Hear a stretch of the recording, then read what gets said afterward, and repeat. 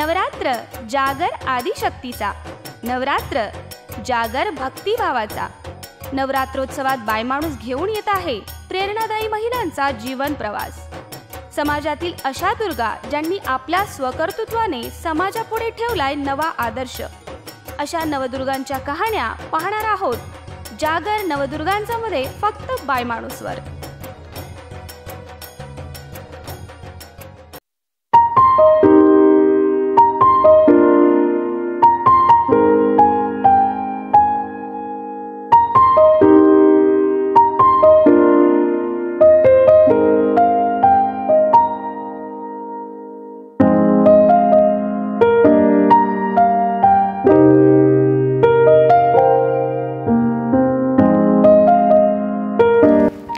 मंडळी नमस्कार। आज शारदीय नवरात्र उत्सवाचा 7वा दिवस, रविवार दिनांक 28 सप्टेंबर 2025।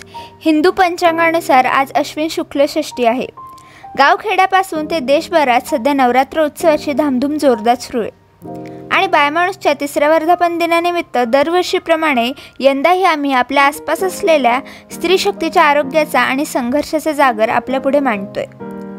मंडळी आज रविवार असल्याने आपण थोडी भटकंती करत थेट दौंड तालुक्यात जाणार आहोत आणि तेथे एका जीवनदायिनी दुर्गेला भेटणार आहोत।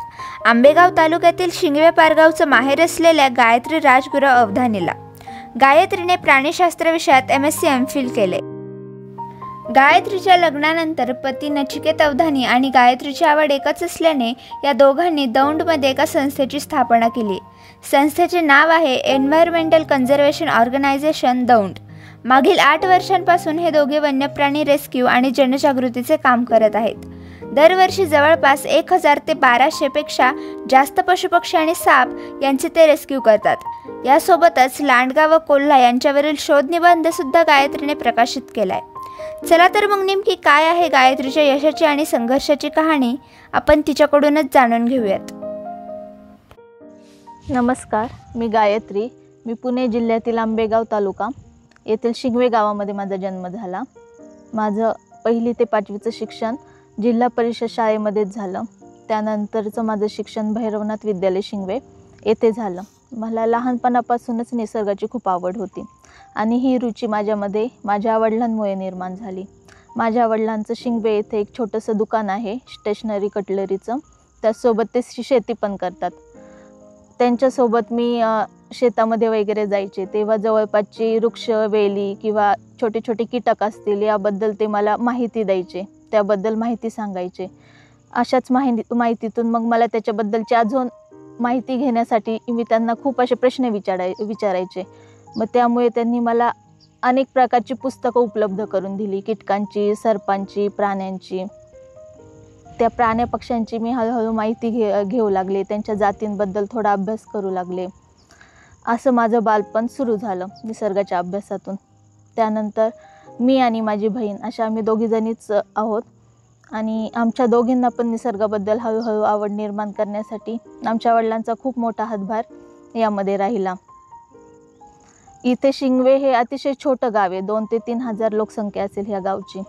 इथे असं काही निसर्गाबद्दल पाठबळ मिळण्याजोगं असं दुसरं काही नाही, परंतु वडिलांचं मार्गदर्शन, इथलचा जवळचा निसर्ग हा अभ्यासण्यामध्ये आम्हाला खूप रुची होती। मग आम्ही दोघीजणी बहिणी आम्हाला जशी सुट्टी मिळेल तसं आम्ही जवळपासचे डोंगर, नद्या तिथे फिरायला जायचो। दगडांखालचे कीटक पाहण्यासाठी आम्हाला खूप आवड असायची। मग आम्ही पावसाळ्यामध्ये माळरानांवर गेल्यावर दगड वगैरे उचकायचो, त्याच्या खाली विंचू, विविध कोळ्यांच्या जाती वगैरे ह्या पाहायचो। मग त्या जाती पाहिल्या तर मग ते अभ्यासण्यासाठी आम्ही त्यांची नावं काय असतील, त्याला काय म्हटलं जातं यासाठी विविध पुस्तकांचं आम्ही वाचन करायचो।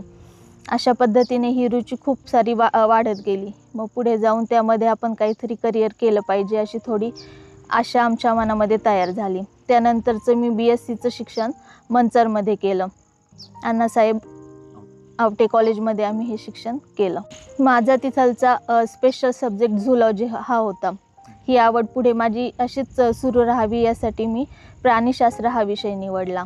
तर तिथे मी प्राणीशास्त्र हा विषय निवडला असताना पण तिथं अजून वेगळं काय करता येईल आपला अभ्यास सोडून, यासाठी आम्ही आमच्या सरांचे जे प्रोजेक्ट असायचे त्यामध्ये आपल्याला काही करता येईल का यासाठी वेगवेगळ्या प्रोजेक्टवर आम्ही काम करायचो. मग काही पाखरांबद्दल असतील, विविध कोळ्यांबद्दल असतील, सापांबद्दलच्या अशा वेगवेगळ्या विषयांवरच्या प्रोजेक्टवर काम करण्यासाठी आम्ही त्यांना मदत करायचो तिथे जवळपासच्या परिसरामध्ये. 2013-14मध्ये माझं BSc मी पास झाले O ग्रेडमध्ये. त्यानंतर पुढे जाऊन काय करायचं हा मोठा विषय होता माझ्यासमोर. मला व्हेटरनरीची खूप आवड होती. प्राण्यांमध्ये जाऊन काहीतरी करिअर करायचं ही एक मी पुढे मनामध्ये एक ध्येय ठेवलं होतं. त्या दृष्टीने मी काहीतरी विषय निवडायचा असं ठरवलं. तर व्हेटरनरीसाठी मी प्रयत्न केले, परंतु तिथे माझं काही सिलेक्शन झालं नाही. त्यानंतर मग मी MScला ॲडमिशन घ्यायचं ठरवलं. मग नगर कॉलेजला मी MScसाठी ॲडमिशन घेतलं. माझ्या वडिलांचं M.Com झालं. त्यांनी पुढं स्पर्धा परीक्षेची तयारी केली आणि त्यांना त्यामध्ये यश पण आलं. त्यानंतर तिथे आजोबा पोलीस खात्यात असल्यामुळं त्यांना असं वाटलं की पोलीस खात्यामध्ये त्यांनी जॉब किंवा नोकरी करू नये. त्यांनी इथेच काहीतरी आपल्या गावामध्ये राहूनच काहीतरी करावं, यासाठी त्यांना पुढं शिक्षण करून दिलं नाही. त्यामुळे त्यांना असं वाटलं की आपल्याला 2 मुली आहेत तर त्यांना आपण पाठिंबा द्यावा शिक्षणासाठी. यासाठी मग त्यांनी आम्हाला पुढे शिक्षण तुम्ही चांगलं घ्या आणि काहीतरी तुमचं करिअर घडवा, यासाठी मग त्यांनी MScला घरच्यांचा नकार, बाकीच्यांचा नकार असून वडिलांनी खूप खंबीर साथ दिली. त्यानंतर माझं MScला नगर कॉलेजला ॲडमिशन झालं. नगर कॉलेजला MScसाठी मी कीटक संदर्भात विषय निवडला, एंटामॉलॉजी म्हणून. मग त्याच्यामध्ये मी माझ्या सरांचा एक PhDचा एक विषय होता कीटकांबद्दल. तर मी कोळ्यांबद्दल त्यांना तिथे कोळ्यांसाठीचं कलेक्शन किंवा मग त्यासाठी स्पेसिसचं फॅमिली वाईज त्याचं डिस्ट्रीब्युशन अशा संदर्भात मी त्या प्रोजेक्टमध्ये त्यांना मदत केली. त्यानंतर ही आवड अशीच मला पुढे न्यायची होती. त्यासाठी मग वडिलांच्या मदतीने मी MPhilला ॲडमिशन घेतलं. पुण्याला रामकृष्ण मोरे कॉलेज आहे तिथे. मग MPhilसाठी मी थेसिससाठी माझा सब्जेक्ट आपल्या भागामध्येच काहीतरी आपण संशोधन करायचं, कारण का आपल्या भागामधली पण बायोडायव्हर्सिटी म्हणजे काय म्हणतात लोकांसमोर अजून मांडली गेलेली नाही आहे. यासाठी मग मी स्पायडर हा विषय घेऊन पुढे माझं संशोधन करायचं मी ठरवलं. तर माझं MPhil सुरू असताना माझी नचिकेत अवधानी याच्यासोबत ओळख झाली. ओळख झाल्यानंतर थोडं बोलण्यातून आम्हाला आमच्या आवडीनिवडी एक वाटल्या.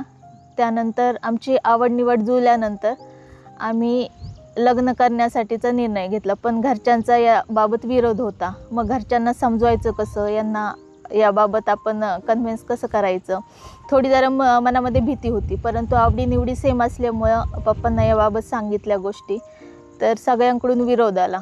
यासाठी खूप स्ट्रगल पण करावं लागलं लग्नासाठी. परंतु कालांतराने मग सगळ्यांचा होकार आला. त्यानंतर आम्ही दोघांनी लग्न केलं.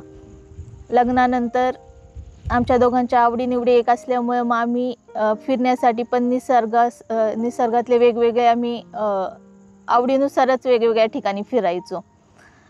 त्यांना पण फोटोग्राफीची वगैरे आवड होती, मला पण प्राणी वगैरे पाहण्याची आवड होती. मग त्यासाठी मग आम्ही माळरानांमध्ये फिरायचो. वेगवेगळे नदीच्या काठी आम्ही स्पायडर वगैरे शोधण्यासाठी जायचो, डोंगरांवर जायचो ट्रेकिंगसाठी. वन्यजीवांसाठी आपल्याला काहीतरी करता येईल पुढे जाऊन, त्यांना वाचवण्यासाठी किंवा आपल्या भागामध्ये ह्या वन्यजीवांसाठी कोणीही काम करत नाही आहे, तर त्यासाठी आपल्याला काय करता येईल यासाठी आम्ही दोघांनी ठरवलं आणि त्यातूनच आम्ही एक संस्था स्थापन करण्याचं ठरवलं. त्यांचाही खूप सारा सपोर्ट मला माझ्या लग्नानंतर भेटला. माझं MPhil सुरू असताना 2018मध्ये आमचं लग्न झालं. पहिलं नाव माझं गायत्री दत्तात्रय राजगुरू. त्यानंतर लग्नानंतर मी गायत्री नचिकेत अवधानी या नावाने ओळखू लागले. तर माझ्या संस्थेचं नाव एन्व्हायरमेंटल कन्झर्वेशन ऑर्गनायझेशन इकोदौंड ही संस्था आम्ही स्थापन केली. सुरुवातीला या संस्थेमध्ये जास्त मुलं नव्हती, साधारणपणे 3-4 मुलांवर आम्ही ही संस्था स्थापन केली. नंतर हे काम पाहून साधारणपणे जवळपासची ज्यांना आवड होती, जे सर्पमित्र म्हणून त्या भागामध्ये काम करत होते, तर अशी 9-10 मुलं आमच्या संस्थेला जॉईन झाली. हळूहळू आम्ही हे काम सुरू केलं. परंतु काम सुरू करताना आर्थिकदृष्ट्या ह्या संस्थेला पाठिंबा नव्हता. तर मग आम्ही स्वतः आमची कार वगैरे प्राणी रेस्क्यूसाठी वापरायचो किंवा त्यासाठी आम्हाला संस्थेसाठी पैसा पण आमच्याकडे नव्हता, तर आम्ही आमचा पदर खर्चाचा पैसा यामध्ये वापरायचो, खर्च करायचो. फिरण्यासाठी आमची गाडी स्वतंत्र गाडी होती स्वतःची, त्या कारने आम्ही प्राणी रेस्क्यू वगैरे करायचो. परंतु हे सगळं करत असताना थोडी ह्या संस्थेसाठी आपल्याला आर्थिक मदतीची अजून गरज आहे किंवा प्राण्यांसाठी आपल्याला रेस्क्यू ॲम्ब्युलन्स वगैरे या गोष्टींची कमतरता ही आम्हाला कुठेतरी जाणवत होती. मग आम्ही आमचे सभासद होते त्यामध्येच आम्ही पैसे सगळ्यांकडून वार्षिक आम्ही फी घेऊन आम्ही ह्या संस्थेचं वाटचाल हळूहळू सुरू ठेवली. लग्नानंतर घरच्यांची इच्छा होती की मी जॉब करावं, परंतु माझ्या मिस्टरांचं मला असं म्हणणं आलं की मी रेल्वेमध्ये सिक्युअर माझा जॉब आहे गव्हर्नमेंटचा, त्यामुळे मग तू बाहेर न पडता तुझी आवड तू जोपासू शकते, आपण दोघं मिळून आपल्या संस्थेला अजून पुढे ग्रो करू. आणि मग आम्ही जवळपासच्या परिसरामध्ये जसं काम वाढवलं, काम करायला सुरुवात केलं, तसं बऱ्याचशा समस्या आम्हाला समजायला लागल्या प्राण्यांच्या. तर ह्या गोष्टीला चालना मिळण्यासाठी एक इन्सिडेंट आमच्यासाठी खूप मोठा झाला. पावसाळ्याचे दिवस होते, वादळी वाऱ्याचे. या दिवसांमध्ये आमच्या येथील रेल्वे कॉलनीमध्ये असणारी वटवृक्ष आहेत, त्यावरील अनेक हजारोंच्या संख्येने पक्ष्यांच्या कॉलन्या असतात, पानपक्ष्यांच्या. तर त्यावरील पक्षी अत्यंत मोठ्या संख्येने खाली पडले. त्यामध्ये साधारणपणे 300-400 पक्षी खाली पडले होते. त्यामधले साधारणपणे 150-200 पक्षी हे जिवंत पक्षी होते. त्या पक्ष्यांना पाहून एक प्रकारे मनाला थोडं जाणवलं की ह्या पक्ष्यांना काही बोलता येत नाही, त्यांच्या भावभावना त्यांना प्रगट करता येत नाही. यांच्यासाठी न्याय मिळवून देण्यासाठी आपण काहीतरी करायला हवं. यासाठी कुठंतरी आपण पुढे जाऊन आपण ह्या पक्ष्यांना वाचवण्यासाठी प्रयत्न करायला हवे. आमच्या जो दौंड भाग आहे त्या दौंड भागामध्ये उज्जनी मोठं जलाशय आहे.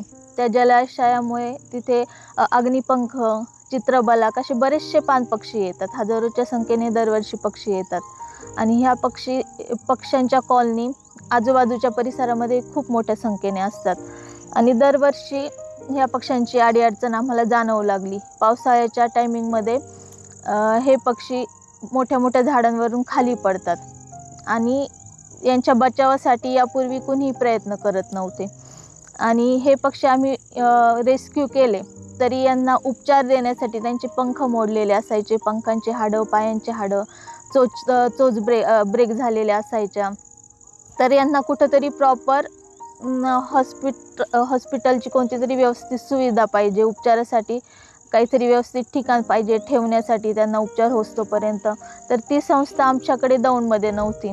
तर याच काळामध्ये एक पुण्याची संस्था आहे रेस्क्यू चॅरिटेबल ट्रस्ट म्हणून, तर त्यांच्या नेहा मॅडम यांच्यासोबत आमची भेट झाली. त्या काळामध्ये मग नेहा मॅडमशी आमची भेट झाल्यानंतर त्यांनी आमच्या अडीअडचणी समजून घेतल्या. तो कोविडचा काळ होता, त्या काळामध्ये कोणाला बाहेर पडता येत नव्हतं किंवा हे रेस्क्यूसाठी पण आम्हाला अडीअडचणी यायच्या, परंतु त्या काळामध्ये आमची संपूर्ण अवस्था पाहून त्यांनी आम्हाला मदतीचा हात दिला.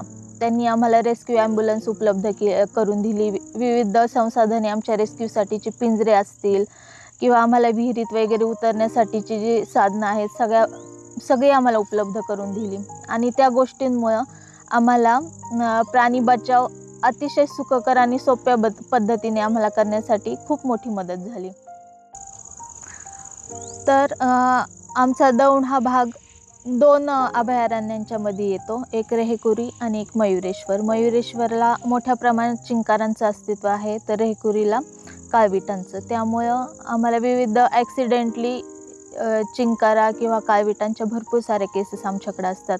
म्हणजे डॉग बाईटच्या केसेस असतील किंवा मग ॲक्सिडेंटली म्हणजे गाड्यांखाली अपघाती जे प्राणी असतात किंवा विहिरीमध्ये काही प्राणी पडले जातात, तर चिंकारा आणि काळविटं यांसाठी तात्काळ उपचार हवे असतात. या प्राण्यांना खूप जास्त काळ म्हणजे जखमी असल्यानंतरचा फार काळ घालवून चालत नाही. त्यांना लवकरात लवकर कुठेतरी उपचार मिळणं गरजेचं असतं. त्यामुळे तात्काळ आम्ही त्या ठिकाणी जाऊन हे प्राणी रेस्क्यू करतो. ॲम्ब्युलन्समुळे ते अतिशय सोपं झालं आहे. आणि त्यानंतर तो प्राणी रेस्क्यू झाल्यानंतर आम्ही पुणे येथील TTC येथे हे प्राणी हलवले जातात. त्याचबरोबर आमचा जो दौंडपट्टा आहे, इथं माळरानंही मोठ्या प्रमाणामध्ये आहे. त्यामुळे ह्या माळरानांमध्ये लांडगे, कोल्हे किंवा खोकड अशा विविध प्रजाती सापडल्या जातात. तर जे आपले डॉग असतात, तर त्यामुळे आम्हाला ह्या प्राण्यांमध्ये रेबीज किंवा कॅनाईन डिस्टेंपर सारखे विविध आजारांचे धोके आता सध्या जाणवू लागलेले आहेत. त्यानंतर आमच्या भागामध्ये पाणपक्षीही मोठ्या प्रमाणात आहेत.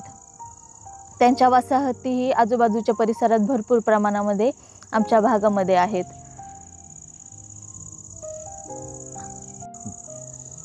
जसा पूर्वी आंबेगाव, जुन्नर, शिरूर हा पट्टा जसा बिबट्यांसाठी प्रसिद्ध होता, तसा आता ही समस्या आमच्या दौंड भागाकडेही आम्हाला आता त्याचे प्रश्न जाणवू लागलेले आहेत. आमच्या भागामध्ये ऊस क्षेत्र हे भरपूर मोठ्या प्रमाणामध्ये आहे.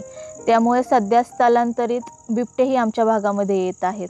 त्यामुळे लोकांवरील होणारे हल्ले किंवा आता नवीन लोकांना बिबटे आता दिसायला सुरुवात झालेत शेतीच्या जवळपास. तर आता ही सुरुवात त्यामुळे खूप लोकांमध्ये भीती जाणवून येते.